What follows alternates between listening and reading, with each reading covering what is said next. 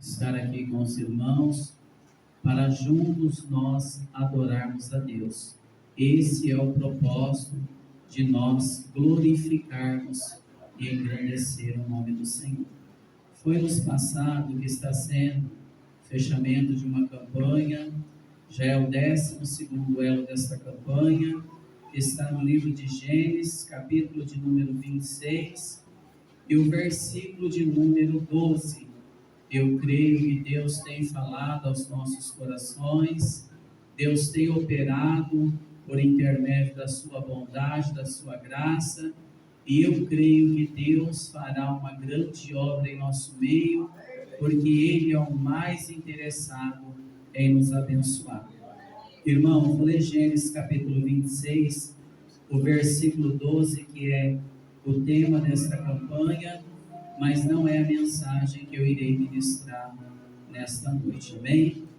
Gênesis 26, 12 diz assim: E semeou Isaque naquela mesma terra, e colheu naquele mesmo ano 100 medidas, porque o Senhor o abençoava. Amém, irmãos? Porque o Senhor o abençoava. Abra sua Bíblia em 2 Timóteo, capítulo de número 2, louvado seja Deus, do versículo 20 a seguir. 2 Timóteo, capítulo de número 2, e o versículo de número 20. Louvado seja Deus. Quem achou diz amém. Quem não achou diz escola dominical. Louvado seja Deus. 2 Timóteo capítulo 2, do versículo 20 a seguir, diz assim a palavra do nosso Deus: Ora, numa grande casa, não somente há vasos de ouro e de prata, mas também de pau e de barro, uns para a honra, outros, porém, para a desonra. De sorte que, se alguém se purificar dessas coisas, será vaso para a honra, santificado e idôneo para uso do Senhor e preparado para toda boa obra. Foge também dos desejos da mocidade. Segue a justiça, a fé, a caridade e a paz com os que, com o coração puro, invocam o Senhor. E rejeita as questões loucas e sem instruções, sabendo que produzem contendas, e ao servo do Senhor não convém contender, mas sim ser manso para com todos, ávidos para ensinar, sofredor, instruindo com mansidão os que resistem a ver se, porventura, Deus lhe dará arrependimento para conhecerem a verdade e tornarem a despertar, desprendendo-se dos laços do diabo, em cuja vontade estão presos. Amém? Podemos assentar, louvando a Deus, glorificando e exaltando o nome do Senhor Jesus. Irmãos, esse tema que nos foi passado acerca desta campanha, que nos fala a respeito de Deus abençoar o seu servo Isaque, nós sabemos que o nosso Deus, Ele é um Deus de promessa, Ele é um Deus de aliança, e Ele é um Deus que Ele vela sobre a sua palavra para cumprir. Assim como Deus falou para Jeremias: Jeremias, o que vês tu? Jeremias disse: Senhor, vejo eu uma vara de amendoeira. E o Senhor Deus disse: viste bem, porque velo eu sobre a minha palavra para assim a cumprir. E nós sabemos que diante desta palavra, Deus, Ele não é homem para mentir, e Ele não é filho do homem para se arrepender. Porventura, diria Deus e não faria, ou falaria ao Senhor e não cumpriria. Então nós temos aqui uma promessa de Deus que foi feita a Abraão, né? O Senhor falou que iria abençoá-lo, Deus iria levantar uma grande nação por intermédio da sua vida, e Deus também falou ali com Isaac a respeito dessas bênçãos que Deus derramaria sobre a sua vida. Irmão, quando nós falamos da bênção do Senhor, a Bíblia diz que a bênção de Deus, ela não empobrece, além dela nos enriquecer, ela não acrescenta dores. Deus tinha uma grande obra a realizar na vida de Isaac, porém Deus falou para ele, na verdade, ali apareceu o Senhor a ele, e ali o Senhor falou para que ele não descesse no Egito, para que ele permanecesse ali na terra de Gerar, porque ali o Senhor Deus iria abençoá-lo. Se nós olharmos para a luz dessa palavra, a Bíblia nos fala que havia uma grande fome sobre a face da terra, assim como nos dias de Abraão. A Bíblia nos fala que ali também havia uma grande fome, mas o nosso Deus é um Deus que abre porta aonde não existe. Por mais que o cenário, as circunstâncias digam que não, Deus, Ele tem um caminho no meio da tormenta. E a Bíblia vai nos falar que esse cenário não era favorável para Deus abençoar, mediante ali o cenário que ele se encontrava. Havia um cenário de grande fome, grande escassez, e como uma pessoa vai plantar ali, num cenário desse, e ali então ter crescimento? É que o nosso Deus, Ele é especialista em fazer milagre. Eu louvo a Deus porque diante da palavra que foi falada a Isaac, Isaac permaneceu na obediência ao Senhor. Tivemos dias difíceis, dias trabalhosos. Hoje, verdade é que as pessoas querem servir ao Senhor, mas da maneira que lhe convém. Muitas pessoas não conseguem entender que Deus não se deixa escarnecer e que nós não temos como contender com o Criador. A Bíblia nos fala: quem és tu, Caco, para contender com o seu Criador? É Deus quem direciona, é Deus quem faz a obra para que seu nome venha a ser glorificado. E dentro de um cenário de obediência, Deus começou agora a abençoar a vida de Isaac. A verdade é que hoje muitas pessoas acreditam que Deus está preocupado com o sacrifício. Não, irmãos. É bom a gente santificar, é muito bom a gente consagrar a Deus, esse é um dever nosso. Mas o maior dever do cristão, a Bíblia diz que é melhor o obedecer do que o sacrificar. Deus, Ele não quer que nós trilhamos por um caminho de desobediência, por um caminho de negligência diante da presença do Senhor.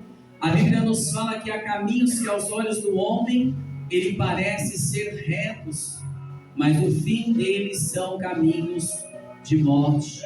Eu louvo a Deus porque o Senhor me tirou das garras da morte.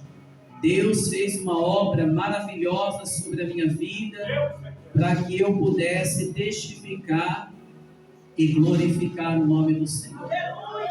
Mas na verdade irmão, que existe um tempo determinado pelo Senhor. Eclesiastes capítulo 3, a Bíblia diz que há um tempo debaixo do céu para todas as coisas. Isaac então começou a semear, começou a fazer aquilo que Deus havia direcionado, determinado, para que ele pudesse ser abençoado pelo Senhor. Às vezes, quando nós falamos de bênção, as pessoas acreditam que ser abençoado é ter uma casa luxuosa. Hoje, graças a Deus, nós temos uma casa confortável, sim. Temos, aí às vezes a pessoa fala, nossa, mas vocês têm um carrão. Esse carrão, nós oramos 20 anos para Deus nos abençoar. Aleluia! Então nós vemos, irmão, dentro de um cenário de plantar para depois colher, nós sabemos que o nosso Deus, Ele vai trabalhando para nos abençoar.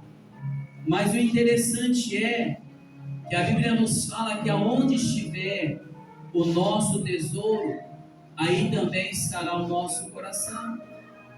E às vezes nós aplicamos o nosso coração nas coisas materiais desta vida. Não que eu sou contra ter uma casa luxuosa, ter um carro do ano, ou ter uma vida abençoada financeiramente. Mas prosperidade, irmão, Deus não dá para qualquer um, financeiramente falando. Porque às vezes, irmão, muitas pessoas pedem a prosperidade e quando o Senhor dá, a pessoa se corrompe.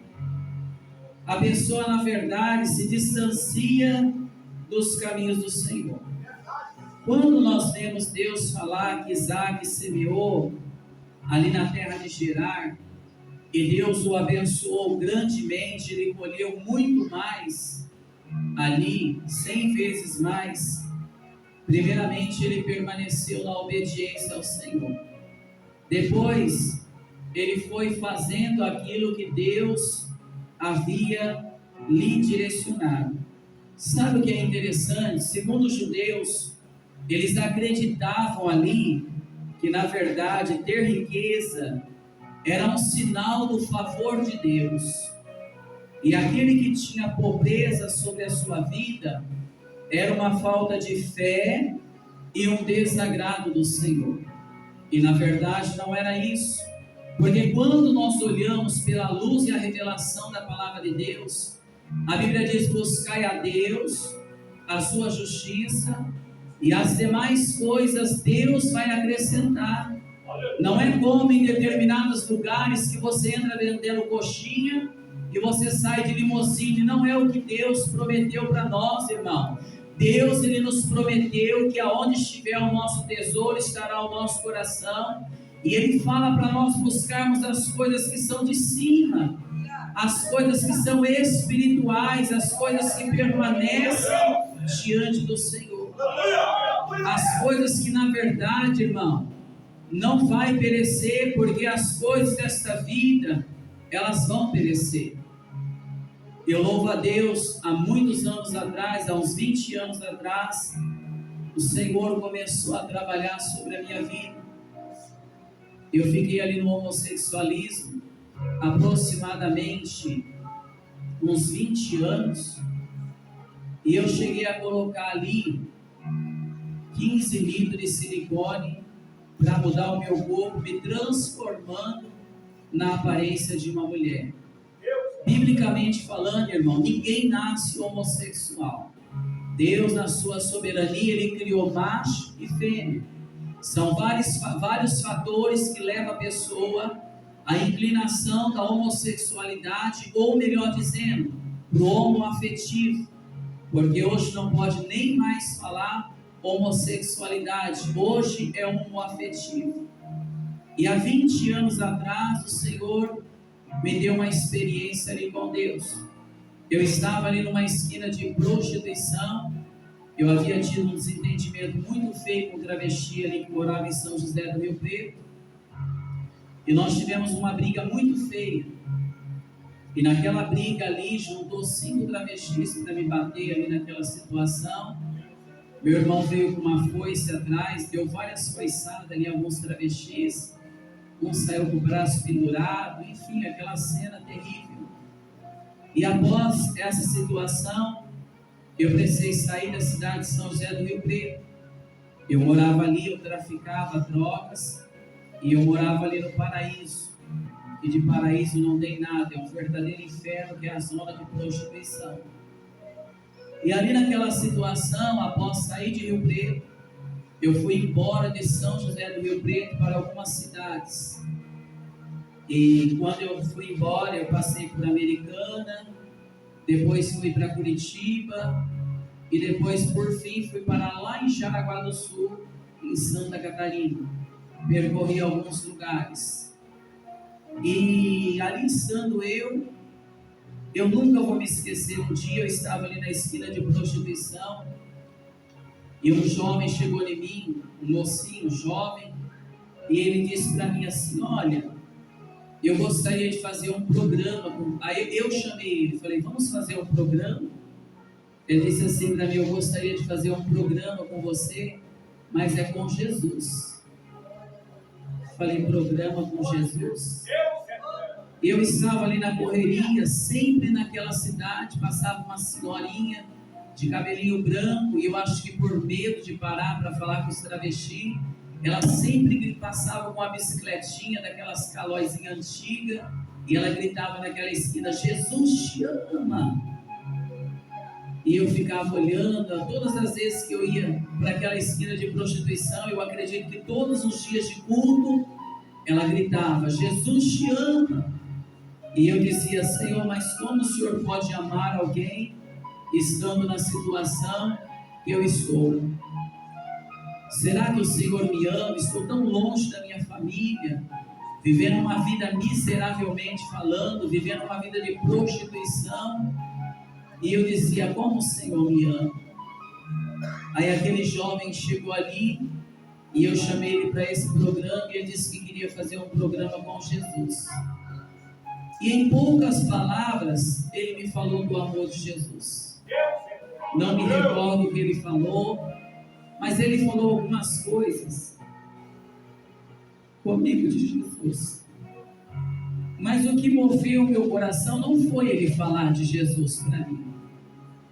Ele falou um pouco de Jesus para mim, e eu muito na correria, porque eu morava numa cidade fora, e às vezes os travestis, quando moram em cidade fora, tem que pagar para morar em certas cidades.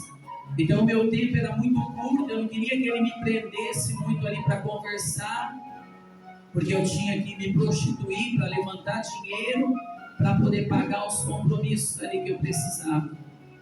Aí ele falou um pouquinho de Jesus para mim, e ele veio assim, eu estava sentado, e ele me deu um beijo na testa. Irmãos, eu nunca me esqueci daquele beijo. Sabe por quê? Porque aquele beijo era um beijo de amor, era sinceridade, era um amor sincero, irmão. É o que Jesus Cristo, na verdade, expressa para a nossa vida. Um amor verdadeiro. A prova do seu amor é que Ele entregou o seu Filho para morrer, para nos dar direito à salvação e à vida eterna. E ali então aquele jovem me deu um beijo na testa, e ele disse para mim: Jesus te ama, e Deus tem uma grande obra na sua vida. Eu acredito hoje, como vaso, instrumento do Senhor, que o Espírito Santo diz para ele: olha, vai lá e semeia a boa palavra, porque eu tenho uma obra, vou salvá-lo, vou transformá-lo para uma grande obra. Mas eu não entendia muito, e aí então ele disse para mim: fulano, aqui nessa esquina de prostituição morreu um irmão meu que era travesti, matado.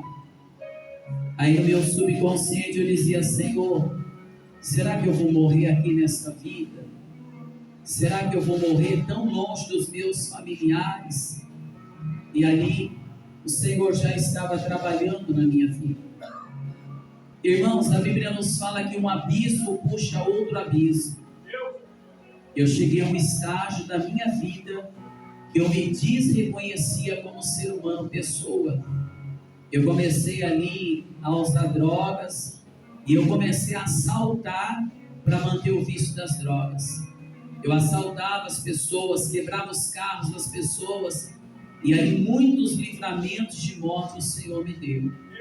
E ali chegou um dia que eu havia colocado um silicone industrial no meu corpo, e ele começou a me dar problema. E eu dizia assim no meu coração: se eu vou morrer, daí eu vou morrer na minha cidade. Ali então, eu já havia feito muitos furtos naquela cidade, as pessoas já estavam nos procurando ali para nos matar. Teve uma situação ali que uma pessoa correu atrás de mim com revólver, querendo me dar alguns tiros, e eu correndo, e Deus assim me dando livramentos. Após essa experiência, eu disse: Senhor, eu quero voltar para minha casa. Se eu morrer, eu vou morrer lá. E eu voltei de Santa Catarina a São José do Rio Preto. Eu viajei 1000 e poucos quilômetros de carona, pegando uma carona, descendo um carro, pegando outra carona, até chegar em São José do Rio Preto. Quando eu cheguei em São José do Rio Preto, esse travesti que eu havia brigado com ele foi lá na Bahia, ele comprou um caixão, ele fez um ritual de magia negra para o diabo ceifar a minha vida. Ele fez um velório, convidou alguns dos nossos antigos amigos, colegas, e eles falaram assim: olha, nós vamos fazer o velório da Tainara, vocês querem participar? E ali fez um ritual de magia negra. A Bíblia nos fala que Satanás veio roubar, matar e destruir, e o Filho de Deus se manifestou para desfazer as obras do diabo. Eu creio que nessa noite a mão do Senhor, ela está estendida para te abençoar, e Deus está jogando por terra toda a tua ação maligna. Não importa se foi ofertado algo de umbanda, quimbanda, candomblé, não importa onde foi ofertada essa obra de macumbaria para destruir a tua vida, o teu casamento, a tua família, ou para lançar uma enfermidade mortal sobre a tua vida. O dono da vida está aqui e ele está trabalhando para nos abençoar, para cortar o laço do inimigo e te abençoar. Aí voltando ali, sabendo desse ritual de magia negra, um dia eu fui ali numa Assembleia de Deus, estava tendo um ensaio ali do ciclo de oração. Aí eu entrei naquela igreja Assembleia de Deus, travestido como mulher, seios grandes, cabelão, desesperado. Aí o ciclo de oração parou, e o pastor com muita sabedoria disse: vamos orar por você?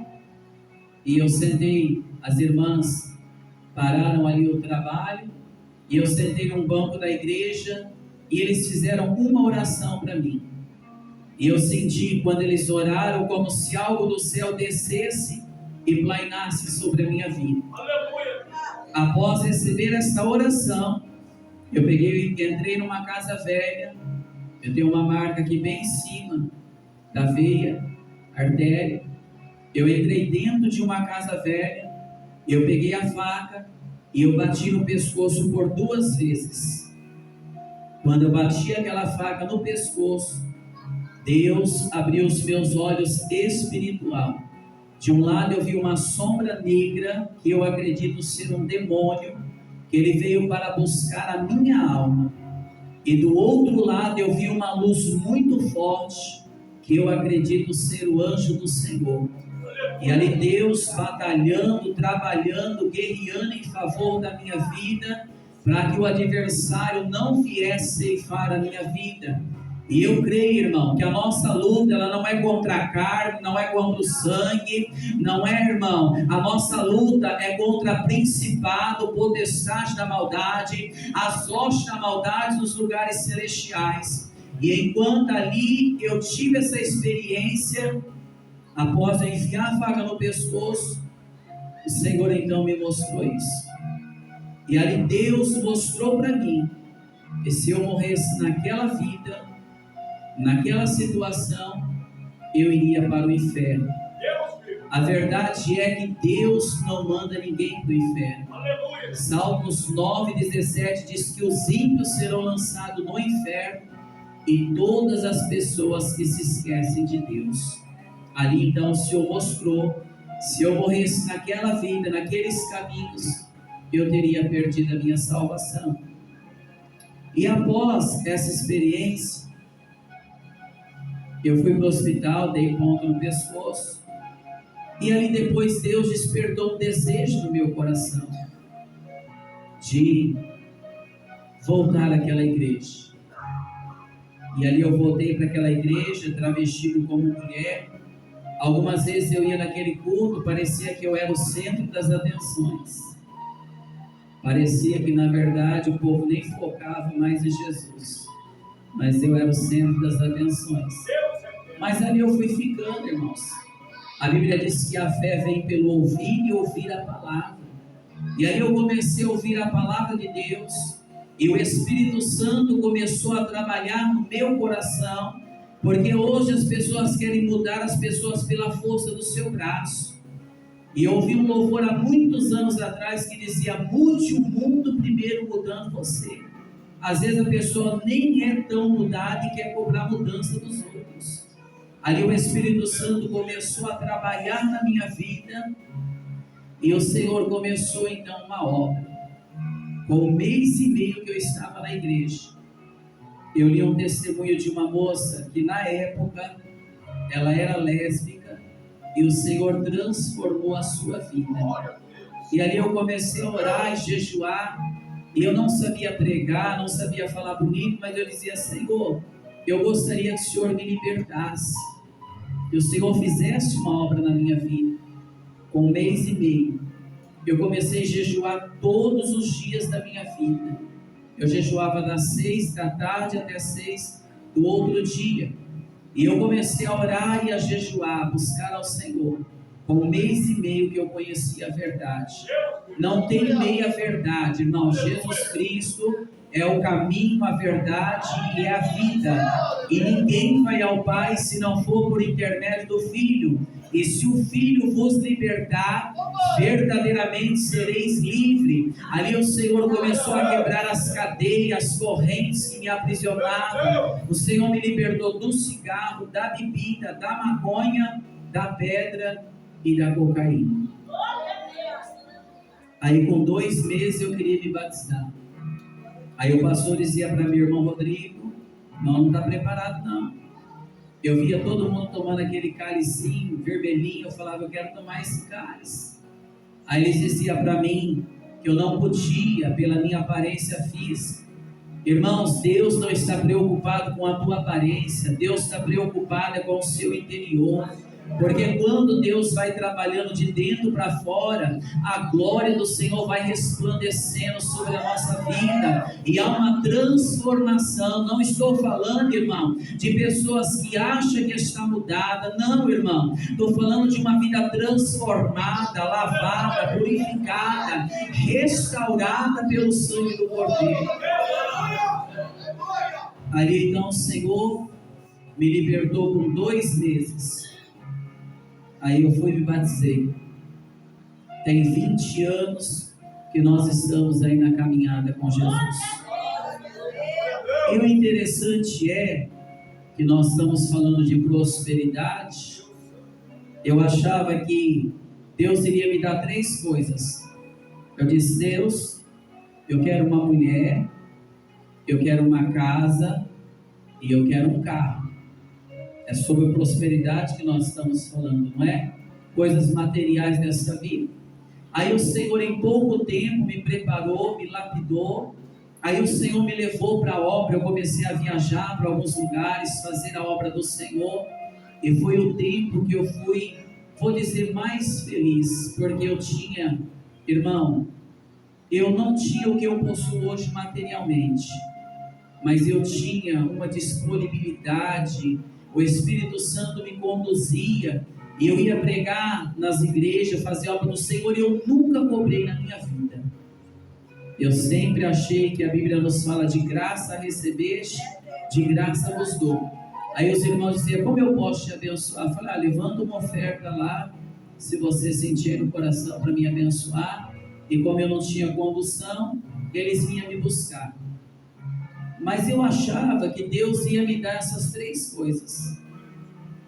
E aí o tempo foi se passando e eu comecei a buscar a Deus.